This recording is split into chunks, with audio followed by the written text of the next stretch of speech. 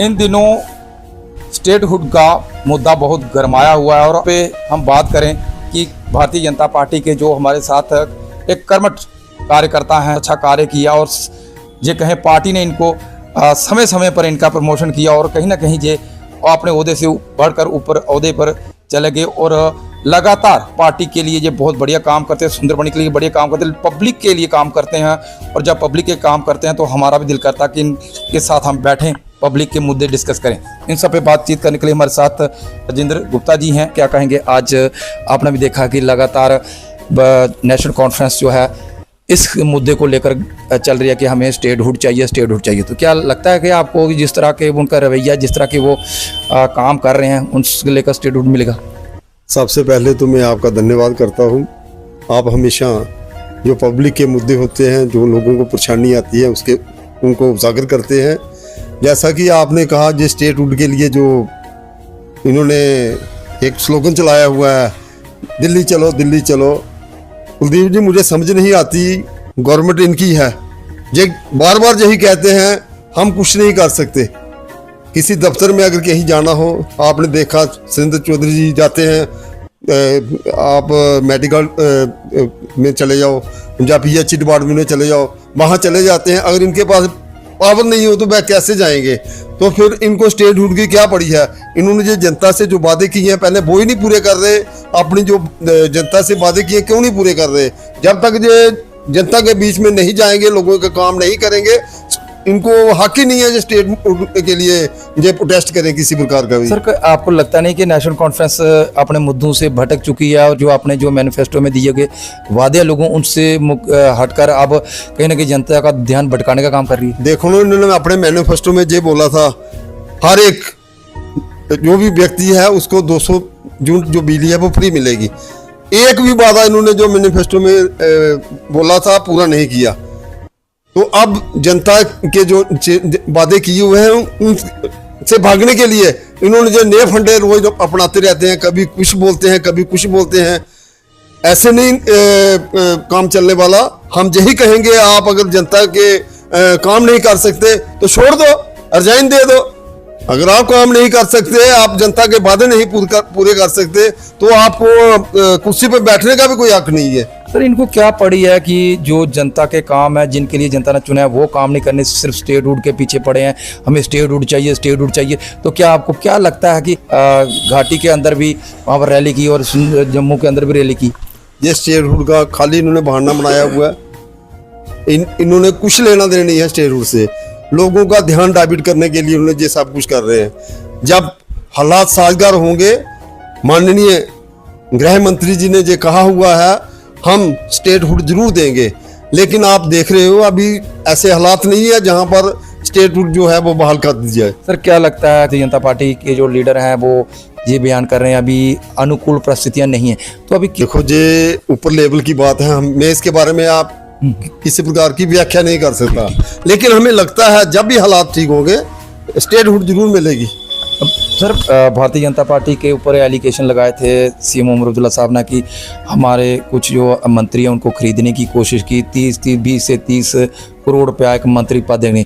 तो क्या ऐसे में सर भारतीय जनता पार्टी के आरोप के ऊपर जो है उनका खंडन करने के लिए रविंदर रैना भी सामने आए, तो क्या कहेंगे ऐसे में? क्या ये पार्टी की साजिश है? जब वाकई भारतीय जनता पार्टी ने कुछ ऐसा किया था जिसको लेकर CM उमर अब्दुल्ला जो है पब्लिक के बीच में कह रही है? देखो, कहने में क्या है, मैं भी कह सकता हूँ, किसी की जुबान तो नहीं कोई बंद कर सकता। अगर उनके पास कोई प्रूफ है बताएं। ऐसा मैं बार बार कहता हूं, हमारा कोई ऐसा विधायक नहीं है या किसी पार्टी का कोई ओहदेदार है, किसी ने भी ये बात कही हो कि हम आपको इसके बदले में पैसे देते हैं, आप जो है वो पार्टी छोड़ दो। जब तक अथेंटिक नहीं है ऐसे बातें करने का क्या है? किसी पे मैं आपके मुंह में लगाम तो नहीं लगा सकता। ऐसे कहने का क्या है? जब तक अथेंटिक प्रूफ ही नहीं है तो हम मानहानि का जो है इसका हम कोर्ट में जाएंगे। हम बताया हुआ हमारे जो जितने भी ओहदेदार जो हैं पार्टी के, उन्होंने ये बात बार बार बोली है, जब तक ये चीज साबित नहीं करेंगे हम अपने ऊपर एलिगेशन नहीं लगने देंगे। सर नेशनल कॉन्फ्रेंस की बात करें तो महाराजा की जो प्रतिमा है उसके सामने जाकर वो एक बड़ी रैली करते हैं। वहाँ पर उन्हें महाराजा की प्रतिमा के आगे माथा नहीं टिका, फूल नहीं चढ़ाए और उसके बाद वहाँ पर रैली करते हैं। और वहाँ पर उनके लीडरों का जो बयान आता है कि जो है जम्मू के जो है लोग हैं इन्होंने कोई कुर्बानी नहीं दी। कितनी सारे दुर्भाग्य की बात है कि जम्मू कश्मीर के महाराजा और जम्मू कश्मीर के लोगों ने कुर्बानियाँ दी और आज जम्मू कश्मीर को इस स्टैंड तक पहुंचाया कि आज दिन को क्या रात को भी लोग चलते हैं, गाड़ियाँ चलती हैं। जहाँ 370 से पहले जहाँ पर सुंदरबनी से अगर पहुंच जाना हो तो गाड़ियाँ बंद होती थी। तो इतना कुछ होने के बाद भी आज इतना एलिगेशन लगा, कितना दुर्भाग्य की बात है। उनकी मानसिकता ही यही है, वोट दो, झूठे वादे करते हैं, जनता को गुमराह करते हैं। फिर जब जनता जीत जाते हैं तो जनता के काम नहीं करते। जनता बोली वाली जनता का क्या कसूर है? सर ये उनका यही कसूर है, उन्होंने भारी मतों से जिताकर असेंबली में भेजा और लोगों के काम नहीं करे। अगर उनको मैंडेट मिला, उन बहुमत मिला तो काम क्यों नहीं हो रहा है? क्यों जनता त्राही त्राही हो रही है? किया क्या है इन्होंने? आप एक काम गिना दो कुलदीप जी, मैं मानूंगा। एक काम बता दो एनसी ने ये काम किया है। कहीं ना कहीं क्योंकि जो बातें हैं वहाँ से तो हमने भी देखा, हमने भी अक्सर खबरें की हैं कि 200 यूनिट गरीब व्यक्ति ने, जो व्यक्ति है उसने यही कहा था कि स्मार्ट मीटर नहीं लग गया, 200 यूनिट बिजली मिली, उसको लेकर जनता ने इनको वोट किया था, मगर उस पर खरे नहीं उतरे। कितने दुर्भाग्य की बात है कि हमारी भोली वाली जनता को जो है, देखो जो भारतीय जनता पार्टी ये विश्व की सबसे बड़ी पार्टी है, इनको परेशानी ये हो रही है कि इसमें कितने कार्यकर्ता जुड़ रहे हैं, ना जाने कितने सदस्य भारतीय 14 करोड़ से ज़्यादा जो हैं भारतीय जनता पार्टी के इस वक्त वर्कर हैं। आप अंदाजा लगाओ 14 करोड़ जिस पार्टी विश्व की पार्टी है, आप विश्व में बहुत बड़ी पार्टी, किसी पार्टी की ना तो इतनी कभी लाइफ में इतनी मेंबरशिप हुई होगी जितनी भारतीय जनता पार्टी की है। ये ऑन रिकॉर्ड है, हम झूठी बात नहीं करते। आप जहां मर्जी सोशल मीडिया में जाओ, उधर डालो बीजेपी टोटल मेंबरशिप, तुरंत आप 14 करोड़ पे जो है मेंबरशिप हुई है। तो ये हवा में बातें करते हैं, इनको जलन हो रही है। भारतीय जनता जो मर्जी कर लें, भारतीय जनता पार्टी का आधार बढ़ रहा है। आने वाले समय तक आप देखना किसी पार्टी का नामो निशान नहीं रहेगा। माननीय प्रधानमंत्री मोदी जी का यही है, सबका साथ, सबका विकास और सबका प्रयास। सर क्या आने वाले दिनों में लगता है कि जिस तरह एलिगेशन लगाए जा रहे हैं कि वो जो है स्टेटहुड देना नहीं चाहते और गृह मंत्रालय खुद उनका अपने पास रखा, जिसके चलते हम कुछ कर नहीं पा रहे? ये उन्होंने कभी बोला ही नहीं। गृह मंत्री माननीय अमित शाह जी ने कभी ये बोला ही नहीं है कि हम स्टेटहुड नहीं देंगे। उन्होंने यही कहा है जब साजगार होंगे जहाँ के हालात, हम स्टेटहुड अवश्य देंगे। उसके बाद टनल के बीच से इनके जो रैलियां गुजरती हैं, वीआईपीज गुजरते हैं, आपने सुमन टनल की तो वीडियो देखी होगी, वो बहुत ज़्यादा वायरल हो रही है। सर क्या लगता है कि क्या सुमन टनल में सिर्फ वीआईपीज के लिए ही है या एम्बुलेंस जो है हमारी, जिसकी लोगों की जान जाती है, जिस सपोर्ट जो टनल को एम्बुलेंस के लिए अलाउ नहीं किया गया? जब ऐसी बात आती है तब पूरी पावर चलाते हैं अपनी, तब ये नहीं कहते हमारी गवर्नमेंट नहीं है, तब पूरी पावर चलाते हैं। और ऐसे ही भारतीय जनता पार्टी को षड्यंत्र के हिसाब से जो बदनाम करते हैं। ऐसे कहेंगे हमें जो पावरें हैं माननीय एलजी साहब के पास हैं और हमें कोई पावर नहीं है। जहाँ कहीं दफ्तर में जाना हो, टनल में जाना हो, तब वीआईपी बन के चले जाते हैं। अगर पावर नहीं हो तो आप जा सकते हो, मैं जा सकता हूँ।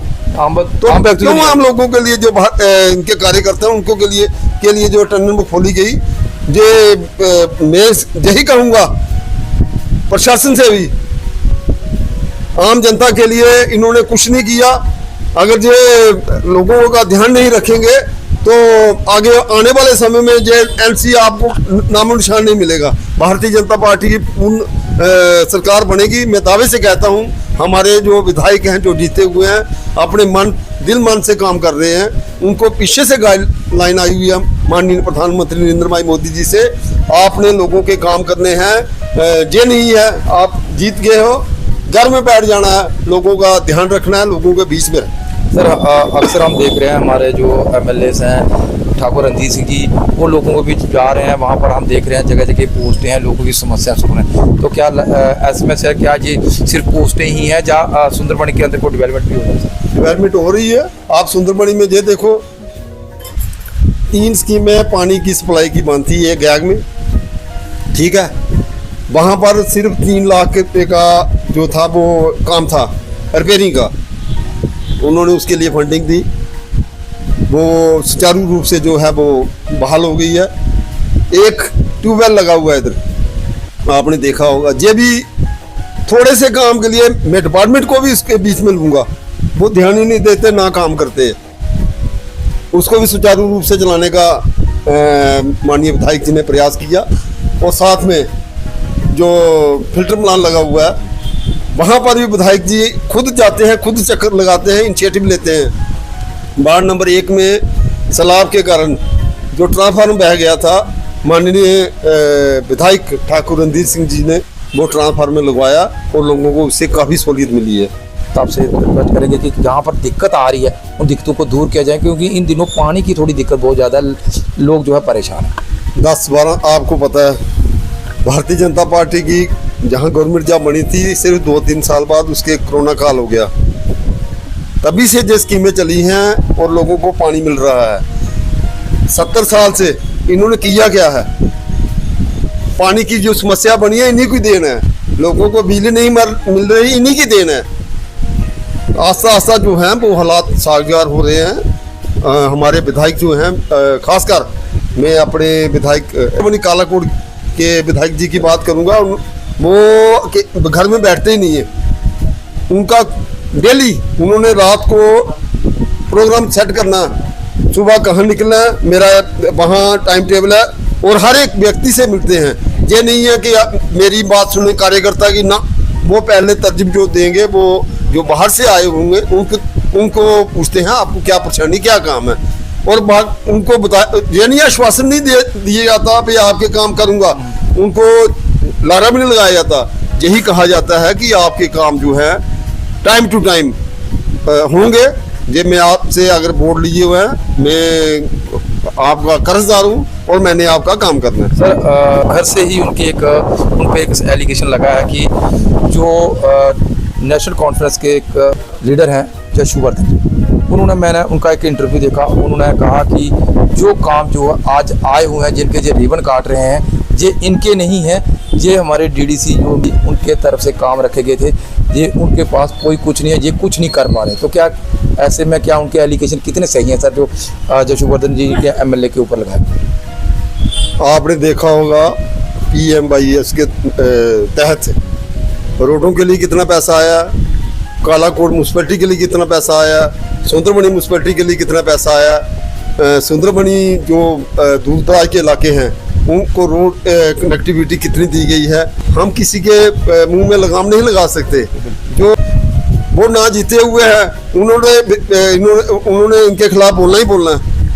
हमारे विधायक जी काम कर रहे हैं, वो अपने लगे हुए हैं, वो जो मर्जी कोई कहे उनसे उन्होंने कोई लेना देना नहीं।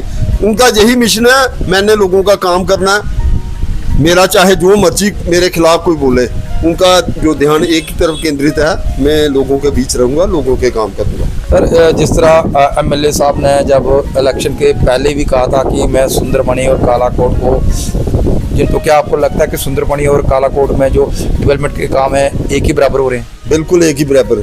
सुंदरबनी में ज़्यादा मिल रहा है। ये देख रहे हैं जो नाले में काम चल रहा है, आपने भी शायद रिपोर्ट नहीं की होगी या नहीं की, और आप देखें आने वाले दिनों में तहसील में जो है मिनी सेक्टर बनेगा, मल्टी पार्किंग का काम बहुत जल्दी शुरू होने वाला है। 5 करोड़ रुपया जो है इसके लिए प्रपोजल आ गया हुआ है। तो विधायक जी ने जो कहा हुआ है जितने पैसे लगेंगे मैं इसको पूरा अवश्य कराऊंगा। तो जो जो परेशानियां हैं अभी तक तो आई नहीं है कोई, तो जो हम उनको बताते हैं वो इनिशिएटिव लेते हैं, उस पर खरा उतरते हैं। हमारी पूरी टीम जाती है उनके साथ मिलने हुए। माननीय हमारे जो जिला प्रधान जी हैं, मंडल प्रधान जी हैं, विकी जी, शोक नागी जी हैं, पुष्पिंदर चड्डा जी हैं, और भी हमारे जो कार्यकर्ता हैं उनके साथ उनका बैठना होता है। उनको पूछते हैं क्या परेशानी आ रही है, तो हम उनको बताते हैं, उजागर करते हैं जो ये काम है आपने करना है, तो वो भी इनिशिएटिव लेते हैं और उस पर खरा उतरते हैं और काम हो रहे हैं। धन्यवाद हमारे साथ बातचीत करने के लिए। तो ये थे हमारे साथ सुंदरबनी से एक होनहार और जे कहें कर्मठ नेता भारतीय जनता पार्टी के। इनको तो हम अक्सर इनका इंटरव्यू करते हैं। इनका साफ तौर पे कहना है कि ठाकुर रणधीर सिंह जी की बात करें, उन्होंने सुंदरबनी और कालाकोट को बराबर देखा है और सुंदरबनी में भी वाकई सुंदरबनी में अब डेवलपमेंट के काम हम भी देखते हैं, क्योंकि इससे पहले हमने भी देखा था जहाँ पर कुछ नहीं हो रहा था, हम भी अक्सर खबरें करते थे।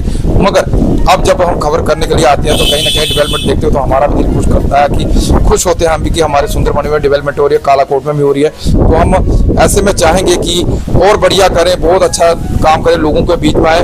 और राजेंद्र गुप्ता जी की बात करें, उनकी तरफ से ये जरूर आश्वासन है कि ऐसा नहीं है कि ये कालाकोट को अलग से देख रहे हैं, सुंदरबनी को अलग से देख रहे हैं। इनका कहना है कि सुंदरबनी को कालाकोट की अपेक्षा सुंदरबनी में अधिक डेवलपमेंट हो रही है। अब किस तरह की डेवलपमेंट हो रही है ये आप भी जानते हैं, हम भी जानते हैं।